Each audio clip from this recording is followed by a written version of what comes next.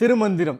திருமந்திரத்தில் நம்ம ஒழுக்க நெறிகள் பார்த்துட்ருக்கோம். நிறைய ஒழுக்க நெறிகள் பார்த்துட்டோம் ஆல்ரெடி. இப்போது முக்கியமான ஒழுக்க நெறி பார்த்துட்ருக்கோம். என்னோட குரு அன்னை சகுந்தலா சொல்லுவாங்க, ஒழுக்கம்தான் எந்த பாதையாக இருந்தாலும் சரி, ஒரு உலகியலில் நார்மல் ஆர்டினரி லைஃபாக இருந்தாலும் சரி, இல்லை ஆன்மீக பாதையில் நான் போகிறேன் அப்படி இருந்தாலும் ஒழுக்கம் ரொம்ப ரொம்ப முக்கியம் அப்படின்னு என்னோட குரு சொல்லுவாங்க.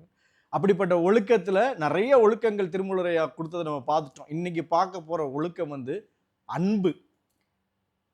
சுத்தமான தூய அன்பு, எதையும் எதிர்பார்க்காத அன்பு, எல்லாரையும் சமமாக பார்க்குற அன்பு, யாரையுமே ஜட்ஜ் பண்ணாத ஒரு அன்பு. அப்படிப்பட்ட ஒரு அன்பு நமக்கு இருக்கணும். அப்படி நம்ம பழக ஆரம்பிக்கணும்.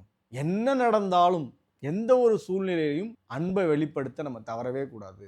அன்பு மட்டும்தான் அங்கே இருக்கணும், எதிர்பார்க்காத அன்பு மட்டும்தான் இருக்கணும் அப்படின்னு திருமூலரையா சொல்லுவாங்க அப்படின்னு சொல்லுவாங்க. ஸோ நம்ம இன்னையிலிருந்து சமமான எதிர்பார்க்காத ஒரு அன்பை எல்லாரிடத்தும் காட்டுறதுக்கு முயற்சி பண்ணுவோம். இறைவன் அருளால், குருமார்கள் அருளால் அந்த அன்பு நமக்குள்ள இயல்பாக வர்றதுக்கு அவங்க கருணை செய்வாங்க. சுத்தமான அன்பை காட்ட நம்ம முயற்சி செய்வோம்.